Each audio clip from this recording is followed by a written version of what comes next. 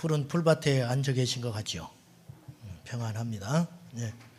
자, 말씀을 들을 때는 눈은 영혼의 창이므로 눈을 마주쳐야 은혜가 됩니다. 아시겠죠? 저를 보세요.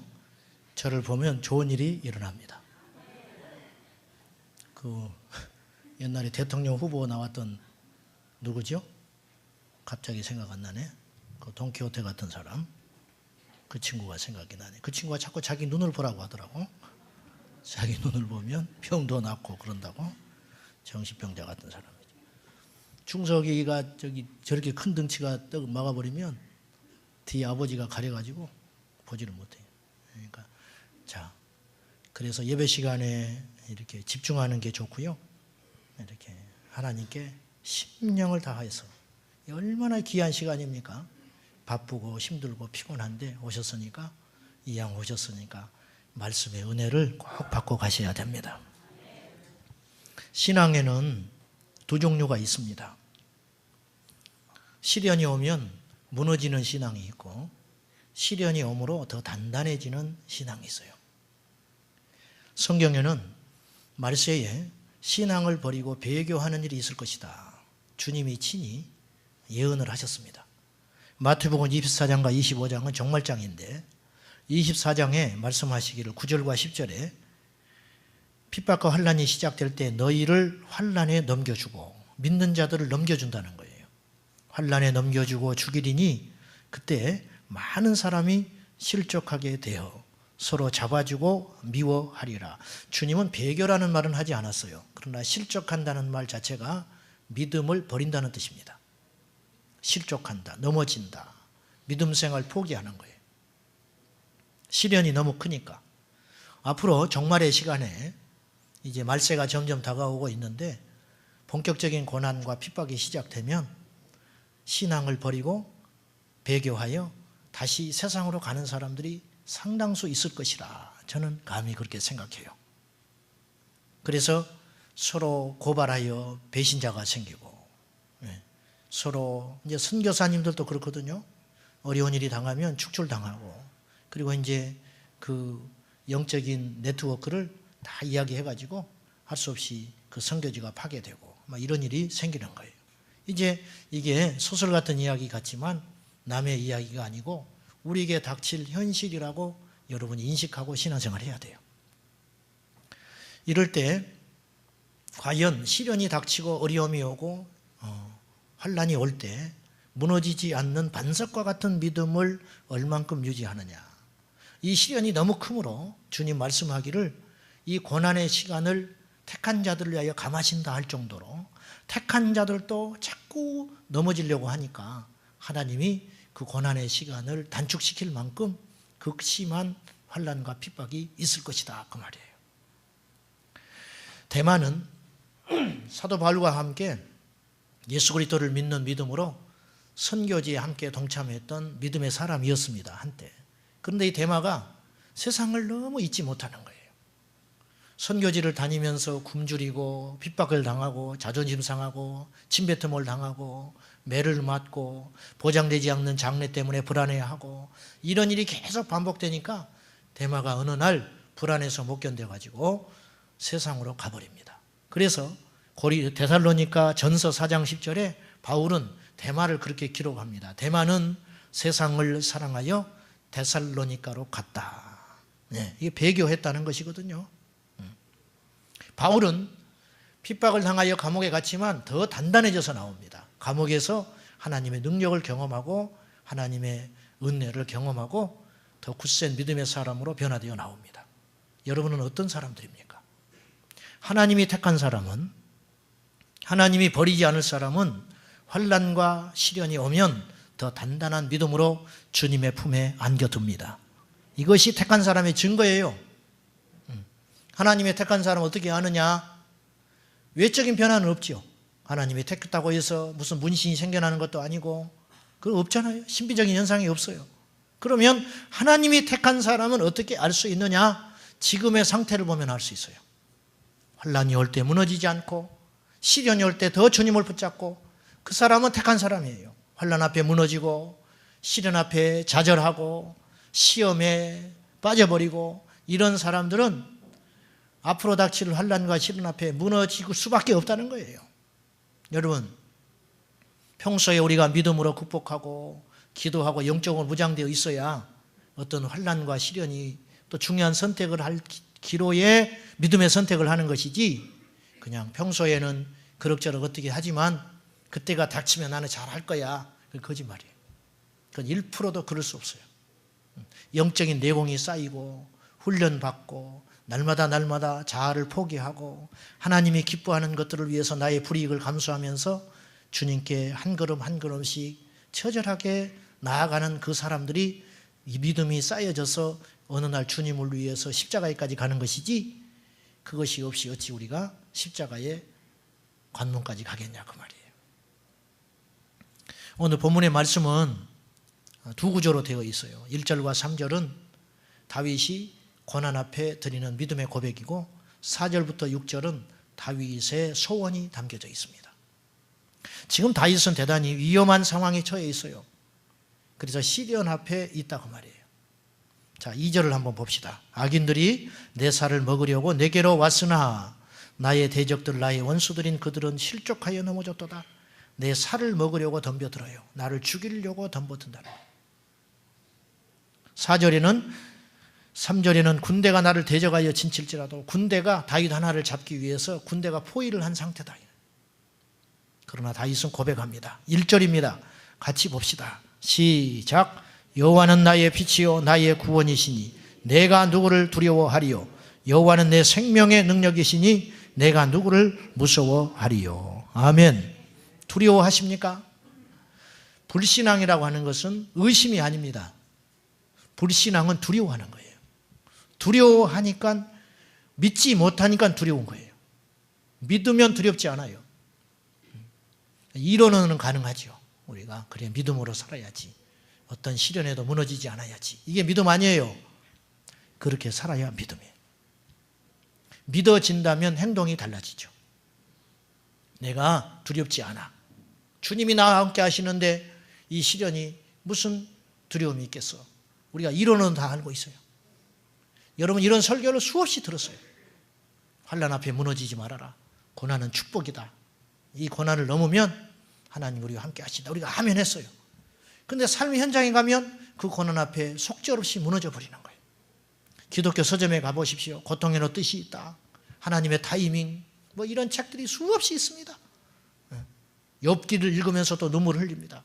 고난의 긴 밤을 주님의 이름으로 승리하는 삶을 살자, 그렇게 결단하는데 삶에 가서는 또 무너지고 마는 거예요. 진정한 믿음은 듣고 알았으면 그대로 사는 것이 믿음이라는 거예요. 이제 우리 고민이 그것에 있죠. 이걸 안 가르쳐요. 행위를 안 가르쳐. 믿음은 행위를 포함하는 게 믿음이에요.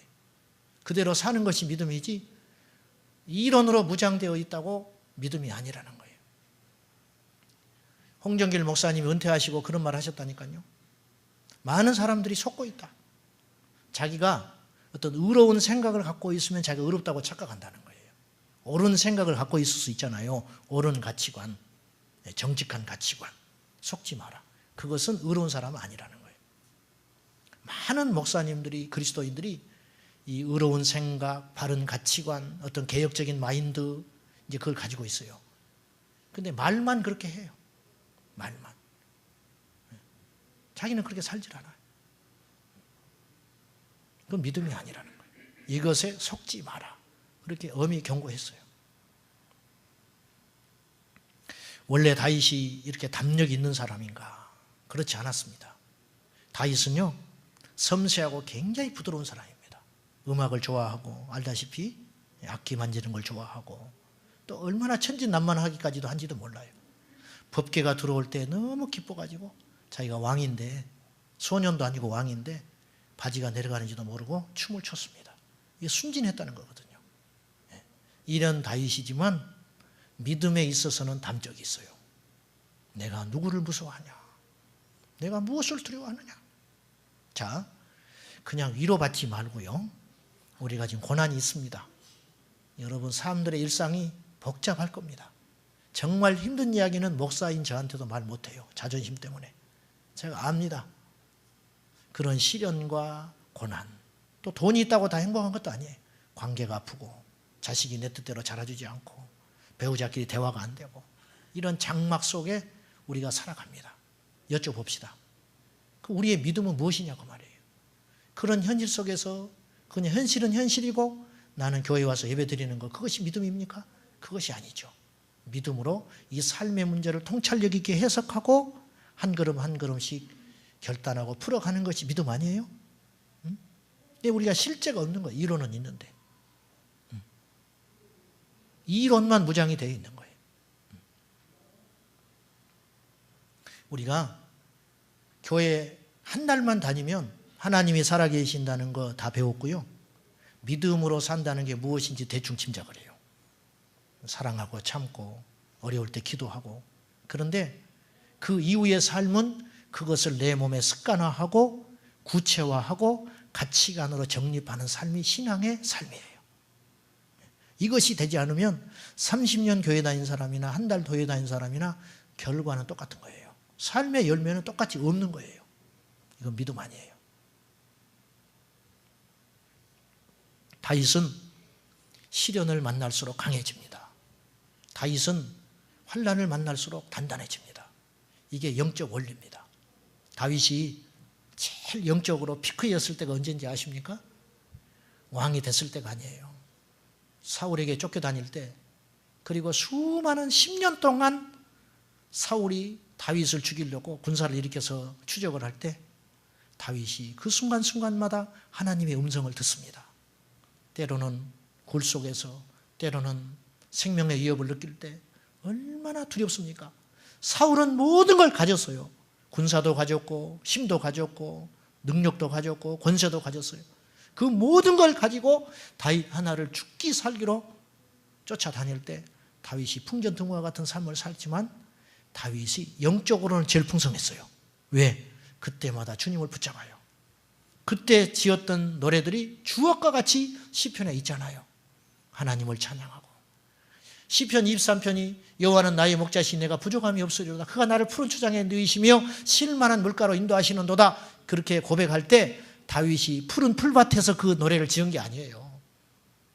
시련과 환난과 깊은 잠을 이루지 못할 때, 풍전등화와 같은 생명의 위협을 느낄 때 자기는 그렇지만 영적으로는 자기는 푸른 초장에 있다는 거예요. 할렐루야. 이게 믿음이에요.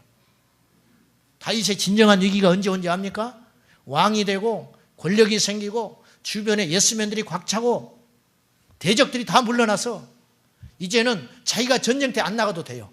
훈련이 잘 되어서 리더십이 완전히 확립돼가지고 부하 장수들만 보내도 연전연승할 수 있어요. 그래서 전쟁터에 부하들 다 보내고 자기는 아침에 늦잠 자고 왕궁에서 일어났습니다. 그때 위기예요. 그때 위기예요. 여러분 아무 걱정이 없다고요? 그때 위기예요. 지금 어찌 보면 자식은 기대대로 잘 커져가고 통장에 돈은 쌓여가고 사업은 잘 되고, 이 사람 많지 않지만은 이런 사람들은 이때 위기라는 걸 아셔야 돼요. 그때 금식해야 돼. 그때 정신 차리라고. 다윗이 모든 것이 풍요로우니까 만사 형통하니까 늦잠 자고 일어나가지고 아침 겸 점심 겸 한 잔 먹고 쭉 나가 보니까 어떤 여자가 홀딱 벗고 목욕을 하고 있는 거예요. 다윗이 영적으로 무장되어 있으면 미친 것 다 보겠네 그랬을 거예요. 그런데 무너져 있으니까 하나님이 아닌 세상의 권력과 입으로는 하나님을 찾았어요. 다윗이. 그러나 영적 고가는 비워버린 거예요. 텅 비어 있으니까 마귀가 역사하니까 넘어가가지고 데려와라. 나중에 정신 차려보니까 자기가 못된 짓 했거든요. 죄를 더 지어요. 그의 남편을 죽여버리죠. 간접살인. 처절하게 나락으로 떨어져 버리는 거예요. 다윗이. 위기가 뭔지 아십니까? 진정한 위기는 대적이 있는 게 위기가 아니에요. 진정한 위기는 하나님을 안 찾는 게 위기예요. 다윗이 지금 위기처럼 보이죠. 사방에 대적이 진쳐 있고 사방에 두려움이 엄습해 오고, 그러나 다윗의 위기는 위기가 아니에요. 이때 내가 무엇을 두려워하느냐? 하나님이 나의 생명의 근원이신데. 할렐루야. 우리가 하나님의 방법이 아닌 세상의 가치관으로 살려니까 두려움이 오는 거예요. 뭐냐? 술을 부리려고 하고, 남보다 잘 살려고 하고, 남보다 앞서려고 하고, 저걸 짓밟아서 올라가려고 하고. 하나님은 안 계시잖아요. 우리가 그런 생각을 품을 때 그때 두려움이 오고 불안함이 오고 상실감이 오는 거예요. 누가 나를 짓밟는다. 아, 하나님이 나를 훈련시키시는구나. 누가 나를 배신했다. 아, 내가 그동안 너무 사람을 의지하고 살았구나. 그럼 마귀가 어떻게 건드리겠어요? 여러분, 그때가 충만이에요. 그때가 승리라고요. 조이스 마이어라고 하는 여자 목사님이 있어요. 이번 이제 우리나라 마음 다스리기 뭐 이런 책들, 열정으로 기도하라 뭐 이런 책을 쓰신 분인데, 미국에서 10번째 10손가락 안에 드는 영적 영향력을 주는 여자 목사님이라는 거예요. 이 조이스 마이어라는 분이 이런 이야기를 했어요. 사탄은 결코 우리가 싸움 없이 새 땅에 들어가도록 놔두지 않습니다. 그는 우리가 하나님 나라를 확장할 때마다 우리와 대적할 것입니다. 우리는 고난에서 벗어나기 위해 우리의 신앙을 사용하려는 실수를 자주 범합니다. 아니, 고난 벗어나기 위해서 신앙심을 발휘하는 게 왜 실수라고 할까요? 들어보십시오. 하지만 신앙의 목표는 단지 환난을 면하는 것이 아니고 고난과 맞서 이겨나가는 것입니다. 만약 우리가 전혀 고난을 당하지 않는다면 믿음이 무슨 소용이 있겠습니까? 당면한 문제로부터 도망하고픈 유혹은 계속되지만 주님께서는 그 고난을 견뎌내야 한다고 말씀하십니다. 감사한 것은 그 고난을 홀로 감당하지 않도록 약속하셨다는 것입니다. 하나님께서는 우리를 돕기 위해 늘 그 자리에 계십니다. 그분은 두려워하지 말라, 내가 너와 함께 하리라고 말씀하십니다. 매일매일 우리는 굳건히 서서 사탄을 물리치는 법을 배워야 합니다. 역경 중에도 흔들리지 않는 것을 배우는 것이 최선의 방법입니다. 우리가 항복할 기세를 보이지 않는다면 사탄은 곧 물러갈 것입니다. 아멘입니까? 시련이 와요. 그 시련을 극복하기 위해서 믿음 있는 척 신앙심을 발휘하지 말고 그 고난과 시련을 이기도록 진짜 믿음을 사용할 줄 알아야 한다는 거예요. 하나님 우리의 중심을 보세요. 왜 그렇게 말하는지, 왜 그렇게 행동하는지. 전부 다 주님을 위한 것 같지만 사실은 나를 위한 경우일 때가 너무 많아요. 이것이 낱낱이 밝혀지기 위해서는 고난을 통해서 우리가 어떤 자세와 마음을 보여주느냐, 이것에 달렸다는 거예요.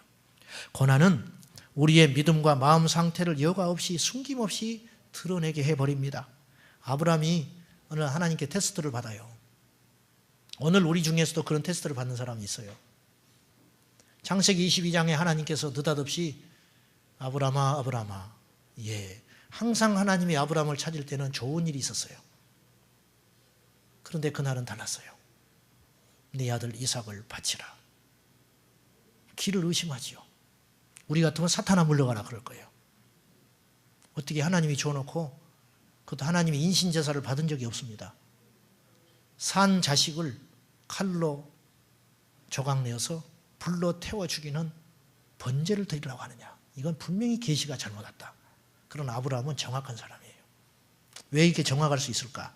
끊임없이 하나님과 대화하는 믿음의 사람이었기 때문에 이것도 분명하다는 확신이 든 거예요. 하나님이 분명히 말씀했어요. 의심할 것 없어요. 더 이상 물을 것도 없어요. 그 다음날 짐 싸서 사흘길을 갑니다. 아브라함에 있어서 인생의 가장 긴 시간 사흘입니다. 이삭을 묶어놓고 칼로 치려고 합니다. 쇼하는 게 아니에요. 정말로 죽일 생각이 있었어요. 다윗은 그때 주님이 주의 사자를 통해서 말씀합니다. 이제서야 네가 하나님을 경외하는 줄 알았노라. 하나님은요, 우리의 마음을 알기를 원하신다니까요. 여기서 통과해야 복을 받는 거예요. 신명기 8장 2절에 너희로 광야 40년을 걷게 하신 이유가 무엇인지 아느냐? 모세가 두 번째 설교를 합니다. 신명기는 총 4편의 설교인데 두 번째 설교를 하면서 이스라엘 백성들을 모아놓고 설교할 때 만나 세대, 광야에서 자라나 광야에서 하나님의 만나로 공급되어 자라난 이 주축 세력들에게 과거에 있었던 이야기를 설교하면서 하나님께서 너희와 너희 조상들에게 이 광야 40년을 왜 걷게 하신 줄 아느냐? 이유는 한 가지다. 너희 마음이 어떠한지. 성경은 그렇게 이야기하고 있어요. 너희 마음이 어떠한지, 그 명령을 지키는지 안 지키는지 알려 하심이라. 하나님이 알고 싶은 거예요. 이 사람들이 내가 준 만나와 기적 때문에 나를 찾는지, 아니면 환난과 시련이 와도 어떤 경우에도 나를 찾는 사람인지 주님이 알고 싶은 거예요. 그래서 우리를 녹화하는 거예요. 우리 교회에 하나님께서 이삭을 바치라. 그러면 과연 바칠 사람이 얼마나 있을까? 그제서야 네가 나를 경외하는 줄 알았노라. 아브람도 몰랐던 거예요. 하나님께서 주신 이삭에 빠져서 점점점 하나님께 제사 드렸고요, 하나님께 감사했고요. 누가 봐도 이건 하나님의 기적이거든요. 100살에 어떻게 아이를 생산합니까? 사람들이 칭찬하고 격려할 때 하나님이 주셨어. 그렇게 분명히 말했을 거예요. 우리도 그럴 것인데 아브라함 오죽하겠어요? 그러나 입술로는 그렇게 주님을 입에 달고 살았지만 마음속은 속일 수가 없었어요. 점점점 하나님은 떠나가시고 이삭이 자리 잡기 시작한 거예요. 하나님이 그 위기의 순간에 아브라함을 정신 차리라고 테스트하는 거예요. 이삭이냐 나냐. 그때 알아들었어요. 아브라함은 이 테스트를 내가 통과해야겠구나. 그래서 하나님을 붙잡아 버리는 거예요. 시련이 올 때, 내 인생에 고난이 올 때 하나님을 선택할 수 있을까? 쉽지 않지요. 환난에 무너지지 않는 믿음 갖기를 축원합니다. 시험에 꺾이지 않는 믿음 가지셔야 됩니다. 파도에 무너지지 않는 반석과 같은 믿음. 천만인이 나를 치려한다 할지라도 난 두렵지 않다.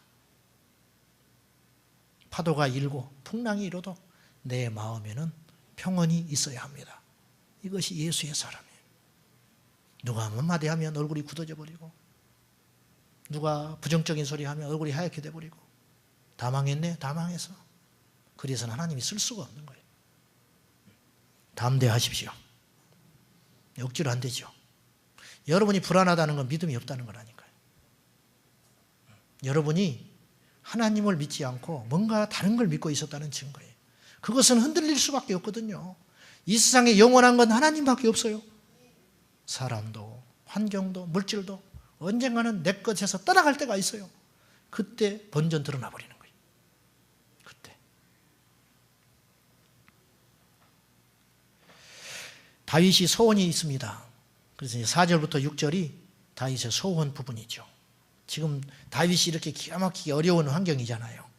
말이 그렇지 지금 남일이라 우리가 쉽게 이야기하는 거예요. 전쟁이 있다. 나를 죽이려고 원수들이 달려든다. 다윗이 죽기를 기다리고 다윗이 넘어지기를 바라고 다윗이 실패하기를 원하는 사람이 수도 없이 많다는 거예요 지금. 그런데 다윗은 하나님께 이 문제를 해결해 주십시오. 이 환난이 지나가게 하십시오. 이 대적들을 꺾어 주십시오. 그렇게 기도하지 않아요. 4절에 이런 기도를 합니다. 같이 봅시다. 시작. 내가 여호와께 바라는 한 가지 일, 그것을 구하리니 곧 내가 내 평생에 여호와의 집에 살면서 여호와의 아름다움을 바라보며 그의 성전에서 사모하는 그것이라. 엉뚱한 기도를 해요 다윗이.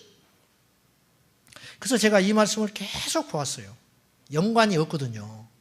전반부는 환난과 적들 앞에서 자기의 믿음을 고백하는 내용인데, 이 갑자기 4절로 들어서면서 이 문장이 끊어지지도 않았는데 느닷없이 자기의 소원 평생의 기도를 하면서 나는 주님의 성전에서 주님의 아름다움을 바라보며 영원히 성전에서 거하기를 원합니다. 이게 앞뒤가 안 맞잖아요. 그 전에 어떤 주님의 전에 대한 찬양을 한 다음에 이렇게 고백을 했다면 문맥이 맞는데, 지금 자기의 형편이 이렇게 힘들고 어려워도 나는 무너지지 않고 담대하게 주님 앞에 믿음의 삶을 살겠다고 고백해놓고 느닷없이 내 소원이 하나 있습니다. 내 평생에 여호와의 전에 거하기를 원합니다. 이게 어떻게 이런 기도를 이 시점에 드리는 것이 가능할까? 가식인가? 우리가 지금 이 성경을 읽을 줄 알고 다윗이 지금부터 3,000년 전에 이렇게 미사 요구를 동원해 놨을까? 그건 아니죠. 왜 이런 기도를 드리는 것이 다윗에게 가능했느냐 하면요, 눈이 열린 거예요. 다윗은 보지 못한 세계를 보는 눈이 열려버린 거예요. 기도하는 걸 보면 알아요. 구하는 걸 보면 알아요. 이 땅의 것을 구하는 사람과 하늘의 것을 구하는 사람이 있어요. 다르죠. 주님의 기도는 차원이 달랐잖아요. 제자들은 항상 자신의 삶의 문제들, 그 다음에 눈앞에 있는 어떤 필요성들, 그런 것들을 구했을 거예요. 그러나 주님은 하나님의 뜻이 이 땅에서 이루어지기를 기도했어요. 이것이 왜 가능한가? 주님의 마음은 하늘에 있었고 주님은 항상 눈을 열어 천국을 보았기 때문에 가능한 거예요. 다윗은 보지 못한 세계를 봤어요. 하나님의 진정한 영광을 보았어요. 그래서 그것을 구하는 거예요. 내 평생에 한 가지 소원이 있다면 여호와의 전에서 영원히 살면서 주님의 아름다운 얼굴을 보는 것입니다. 이렇게 고백했어요. 어차피 인생의 적은 계속 일어납니다. 파도는 계속 밀려와요. 그때 우리가 피하는 곳이 안전하다면 환난과 풍파는 아무것도 아니에요. 우리가 사실 무너지는 것은 고난이 커서 무너지는 것 같지만 냉정하게 따져보면 믿음이 적어서 무너져요. 어떤 사람은 작은 것에 무너지잖아요. 어떤 사람은 기가 막힌 시련 앞에서도 버티잖아요. 그건 뭐예요? 믿음의 크기죠. 믿음의 크기. 작은 돛담배는 작은 풍랑에도 뒤집어 버립니다. 그러나 큰 유조선은 큰 풍랑 앞에서도 끄떡없어요. 이게 무슨 차이입니까? 믿음의 차이라는 거예요. 그래서 다윗은 믿음을 강화하고 하나님과의 관계를 세우는 대로 기도를 하는 거예요. 내가 주님의 얼굴을 구하고 주의 전에서 나의 생애에 피할 길이 있다면 대적은 아무것도 아니라는 거예요. 다윗은 용맹한 장수나 천하를 호령하는 왕이 되는 것을 원치 않았어요. 다윗이 진짜 소원했던 꿈이 있어요. 그것은 하나님 앞에 예배자로 사는 거예요. 시편 132편 3절과 5절에서 다윗이 이런 고백을 합니다.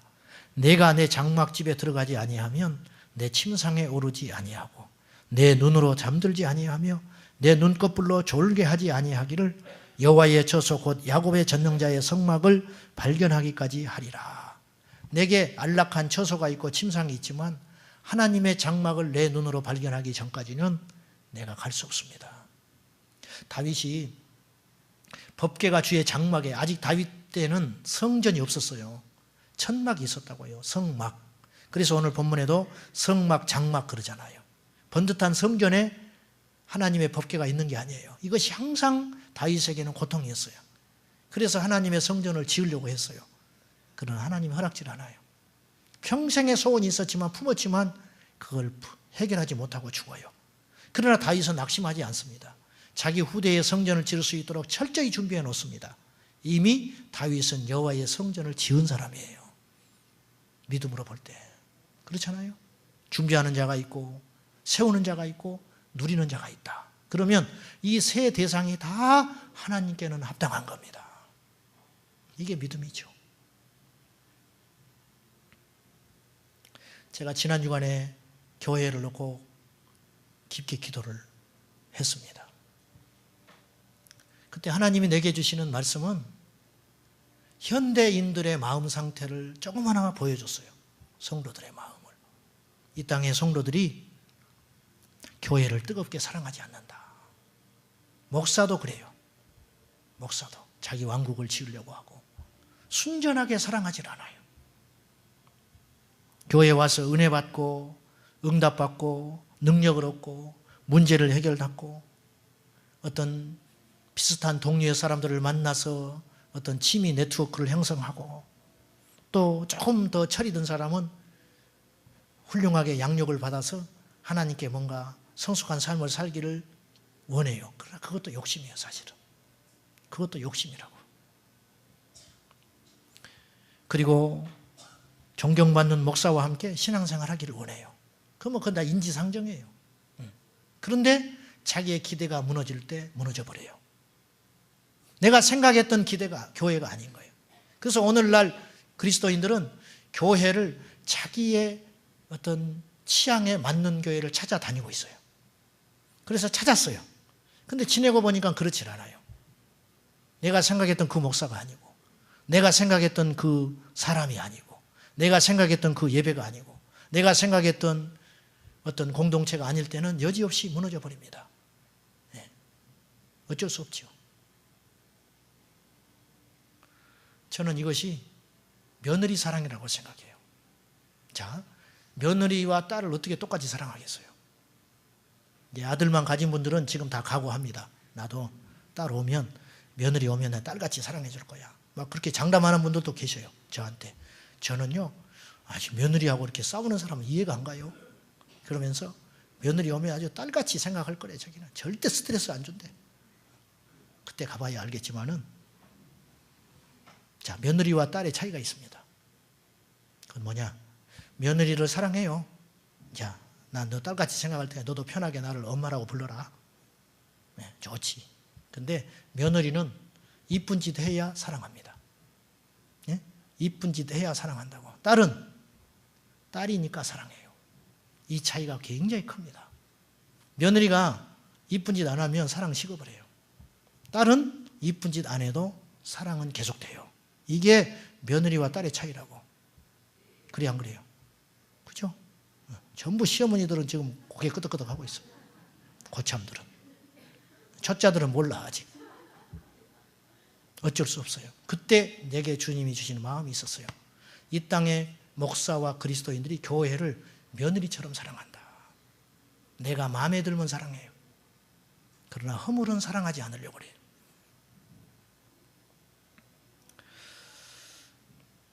여기서 저는 주님의 눈물을 보았어요.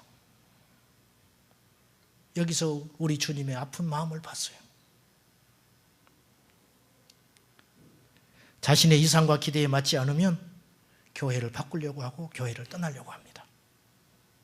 교회를 위해서 기도하려고 하지 않아요. 교회를 바꾸려고만 하지 교회에서 녹아지고 부서지고 소금처럼 맛을 내려고 하진 않아요.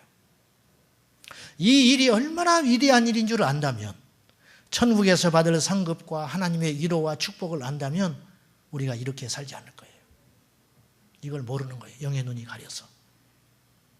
이 땅에서만 생각을 하는 거예요. 그래서 점점 교회의 주인은 목사가 되고 사람이 되어가는 거예요. 하나님의 뜻을 말하지만 실상은 기형적인 교회로 점점 가는 거예요. 왜? 이 사람한테도 맞춰야 되고 저 사람한테도 맞춰야 되고 목사한테도 맞춰야 되고 또 신학적 노선에 따라서 맞춰야 되고, 그래서 나중에 보니까 누더기 교회가 돼버리는 거예요. 누더기 교회. 성경에서 하나님께서 애초에 세우려고 하는 교회와 완전 딴판의 교회가 된 거예요. 자기들끼리는 행복해. 자기들끼리는 부흥이 됐어요. 자기들끼리는 뭔가 대단한 일을 한 것 같아요. 그러나 실상 성경에서 어긋나 버린 교회가 되는 거예요. 사람이 주인이고 사람이 기뻐하고 그렇게 하고 있는 거예요. 그건 교회가 아니죠. 우리 교회는 문제가 많다면 아주 많은 교회입니다. 문제가 많아요. 저부터 문제가 많은 사람이니까. 성숙하지 못합니다. 이기적인 모습도 있습니다. 좋은 사람만 좋아하는 사람들도 있습니다. 사랑하자. 넓은 마음을 갖고 품자. 아는데 잘 안 되는 거예요. 어디든지 그렇죠. 여러분, 주님께서 부활하셔서 베드로를 찾아가서 묻습니다. 요한의 아들 시몬아, 네가 나를 사랑하느냐? 베드로가 이 질문을 받고 적극적으로 반응을 해요. 우리 같으면 예, 사랑합니다. 그럴 텐데 베드로는 그 성품대로 이렇게 고백을 해요. 네가 여기에 있는 이 사람들보다 나를 더 사랑하느냐? 주님, 내가 주님 사랑하는 줄 주님 아시잖아요. 아주 대차게 적극적으로 대답해버려요. 주님이 알면서 뭘 물어보냐 그 말이에요. 그때 주님의 대답, 알았다, 잘했다, 정말이냐? 그렇지 않아요. 내 양을 먹이라. 재차 묻고 세 번째 묻죠. 그때마다 주님은 대답하십니다. 내 양을 먹이라. 너 나 사랑한다면 내 양 먹여라. 내 양 쳐라. 내 양 먹이라. 내 양을 사랑해달라는 거예요. 주님을 베드로가 정말 사랑했어요. 안 사랑할 수 있겠습니까? 배신한 자기를 찾아와서 다시 만나주시고 잡아주시는데 그 사랑에 안 녹을 사람이 어디가 있겠어요? 사람도 그렇게 하면 녹는데 주님이 친히 오셔서 자기에게 그 큰 사랑을 부어주셨는데 베드로가 어찌 사랑 안 할 수가 있겠어요? 자기 생명도 드릴 수 있어요. 정말로. 그래서 훗날 생명을 드립니다. 주님을 위해서. 그런데 주님은 지금 사실 육체적으로는 마지막 유언이에요. 주님을 사랑하는데 주님을 사랑할 시간이 없는 거예요. 왜? 주님은 승천해서 올라가시고 그랬으니까. 주님은 그걸 알고 네가 나를 사랑한다면 나에 대한 사랑을 너희 양에게 베풀어라 그 말이에요. 내리사랑. 내리사랑. 우리가 부모로부터 받은 사랑을 다 못 갚아요. 갚으려고 하면 안 계셔요. 여력이 생기고 철이 들고 힘이 생겨서 이제 찾아가야지 하면 안 계셔. 그래서 그 사랑을 누구한테 쏟는 거예요? 우리 자식들한테 쏟는 거예요. 그것이 내리사랑이거든. 하나님과 우리 관계도 마찬가지. 그 우리가 주님 사랑하지요. 할렐루야. 주님 안 사랑합니까? 안 사랑하는 분이 많네. 주님 사랑한다고 대답해 주셔야 돼요. 주님 사랑하세요? 그래야 설교가 진도가 나갑니다. 주님 사랑하시죠? 뭐 다 사랑한다고 하지. 안 사랑하면 이상하지. 안 사랑하면 여기 뭐하러 있겠어. 절간에 가서 앉아있지. 다 주님 사랑해요. 그런데 사랑할 줄을 몰라. 사랑하는 마음은 굴뚝 같은데 어떻게 하는 것이 주님 사랑하는 줄을 몰라요. 의외로 모릅니다. 주님을 사랑하면 주님의 몸된 교회를 사랑하라는 거예요. 다윗이 주님 사랑했어요. 주님을 사랑하니까 법궤가 장막에 쓸쓸히 있는 걸 못 견디는 거예요. 주의 장막은요 너무 초라했어요. 다윗의 집에 비하면. 그러나 그 초라한 장막에서 주님의 얼굴 구하는 것이 다윗의 평생의 소원이었다고 말이에요.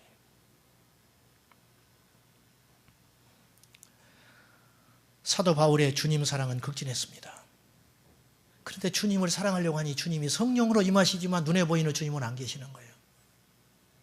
그래서 사도 바울은 그의 사랑을 교회에 쏟습니다.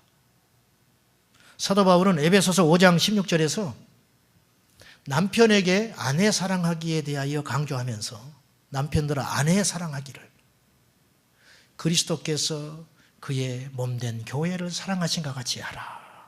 이 말은 바울이 판단할 때 이 땅에서 제일 큰 사랑은 예수님이 교회를 사랑하는 것이라는 거예요. 예수님이 우리를 사랑해 주는 거라는 거예요. 그 사랑에 빗대어서 만큼 남편들은 아내를 사랑할 수 있어야 한다. 기준이 그것이라는 거예요. 바울은 골로새서 1장 24절에서 나는 이제 너희를 위하여 받는 괴로움을 기뻐하고 그리스도의 남은 고난을 그의 몸된 교회를 위하여 내 육체에 채우노라. 고린도후서 11장 28절에서 사고 뭉치 문제가 많은 고린도 교회, 심지어는 근친상간이 일어나고 있는 분열과 파당과 우상숭배, 온갖 못된 짓, 세상에 있는 악한 일들이 교회 안에서 여전히 자행되고 있는 고린도 교회를 향하여 피를 쏟으면서 눈물의 기도를 하고 편지를 쓰면서 바울은 고백을 합니다. 고린도서 11장은 바울의 고난장인데 40에 하나 감한 매를 5번 맞았고 태장을 3번 당했고 물의 위험, 강도의 위험, 굶주림, 배고픔, 대적들의 수많은 위험을 당하여서 내가 여기까지 왔다. 그러나 그것이 나를 힘들게 하지 않았다. 바울이 말하는 거예요. 이 예외의 일은 고사하고 이 외에도 수없이 말할 수 없는 고난과 시련이 많았다. 그러나 그건 아무것도 아니다. 나에게 진짜 근심이 있다. 그러면서 고백하는 거예요. 이 예외의 일은 고사하고 아직도 날마다 내 안에 눌리는 일이 있으니 곧 모든 교회를 위하여 염려하는 것이라. 바울이 교회를 많이 세웠잖아요. 세우고 떠나오고 들려오는 소식이 이단이 들어왔다. 배교를 했다. 서로 싸웠다. 이것 때문에 바울이 한시도 마음 편한 날이 없다. 눌리는 근심이 있다. 교회를 위한 염려, 걱정. 이것이 바로 바울의 주님 사랑의 표현이었다는 거예요. 다시 묻겠습니다. 주님 사랑하십니까? 그러면 교회 사랑해야 되는 거예요. 인터넷 진보 매체에서 교회를 좀 난도질을 해버려요. 원인 제공 교회에서 분명히 했어요. 잘못했어요. 목회자 잘못했어요. 말로 담을 수 없는 죄를 많이 지었어요. 그런데 여기서 마귀의 전략을 알아야 돼요. 여러분들이. 이렇게 까발리고 고발하고 다 좋다 이거예요. 그래서 결국 교회에 대한 마음이 식어버리는 거예요. 교회를 마음을 주지를 못하잖아요. 우리가 그런 걸 듣고 보고 너무 많은 상처를 받아서. 그래서 교회를 사랑하는 마음이 점점 사라지는 거예요. 교회에서 분리돼 버리는 거예요. 교회를 이탈해 버리는 거예요. 교회를 바꾸고 싶고, 교회를 개혁하고 싶고, 교회를 세우고 싶지, 교회를 사랑하는 마음은 없다 이거예요. 결국 우리의 기대가 차지 않을 때는 언제든지 주님의 몸된 교회를 허물어 버릴 마음이 있는 거예요. 우리 안에. 우리가 결국 마귀의 이 지능 높은 마귀에게 속아버리는 거예요. 사랑하는 여러분, 교회 떠나서 예수님 못 믿어요. 교회 떠나서 어떻게 예수 믿습니까? 우리 교회에 2년 만에 찾아온 사람이 있었어요. 원래 우리 교인이 아니에요. 너무 힘들고 시련이 닥쳐서 지나가다가 우리 교회에 전화를 했어요. 내가 생각이 났어. 핸드폰을 모르니까. 그래서 우리 교회를 3주 전에 찾아와서 우리 식구가 됐어요. 이분이 2년을 쉬었어요, 교회를. 지난 금요일 날 보니까 방언도 하더라고. 내가 이야기했어요. 처음에 교회 왔을 때. 당신이 교회에 상처를 받고 목사님한테 시련을 당하고 힘든 시간이 있어서 교회를 떠났다 하지만, 그리고 자기는 마음속으로 기도하고 살았대. 그러나 당신은 믿음이 아니다. 그것은. 교회를 떠나서 어떻게 믿음 생활하냐. 인정하더라고. 2년간 황폐한 삶을 살았다. 2년간 영적으로 황폐한 삶을 산 거예요. 다시 찾아와서 울고 감격하고 예배 때마다 울어요. 예배 때마다. 그러면 그 전에 있었던 교회와 목사보다 제가 훌륭했습니까? 아닙니다. 당신의 마음이 달라진 거예요. 예배 때마다 감격하여 울고 회복하려고 애쓰고. 사랑하는 여러분, 저는 교회를 미치도록 사랑했던 사람입니다. 지금도 사랑합니다. 목사가 되니까 그랬지 천만에. 목사 되기 전에도 저는 교회를 미치도록 사랑했습니다. 제가 어릴 때 다니던 교회가 왜 문제가 없었겠습니까? 목사님이 무엇이 뭐 다 훌륭했겠습니까? 저는 상처 많이 받았습니다. 이용도 당했습니다. 그러나 저는 교회를 몸바쳐 사랑했습니다. 그리고 목사가 되고 싶어서 미쳤던 사람입니다. 어느 날 제가 하나님께 기도할 때 제 인격과 부족함 때문에 몹시 좌절한 날, 하나님, 나 같은 걸 왜 목사 만드셨습니까? 더 훌륭한 분들도 많은데. 그때 주님께서 나에게 주신 위로가 있었어요. 너는 몸된 교회를 사랑하는 거 그 한 가지. 예배를 생명 바쳐 드리려고 애썼던 거 그 한 가지. 하나님이 그걸 보셨다고 위로해 주시더라고요. 교회 마당은 제가 다 쓸었어요. 교회 방석은 제가 다 깔았어요. 교회 난로는 제가 다 피웠습니다. 자랑이 아니에요. 누가 시켜서 하라면 하루도 못해요. 저는 교회에서 살고 싶었어요. 교회에서 살고 싶었어요. 밥을 안 먹어도 저는 좋았어요. 그럼 교회가 뭐 특별히 뭐 대단했느냐? 그렇지 않았어요. 교회 가는 것이 좋고, 교회에 머무는 시간이 좋고, 구박을 해도 교회가 좋고, 너무 교회에 붙어 있으니까 집에 좀 가라고 그러더라고. 집에 좀 가라. 그 말이 섭섭하더라고. 저는.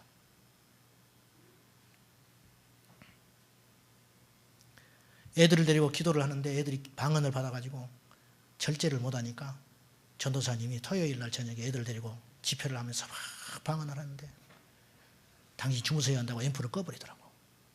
와서. 그리고 애들이 방언을 하면 귀에 듣고 있어요. 진짜 방언을 한가 거짓말인가. 그런 모욕을 당하면서도 저는 교회를 사랑했어요. 사랑하는 여러분, 제가 목사가 아니라면 더 강하게 이야기할 수 있어요.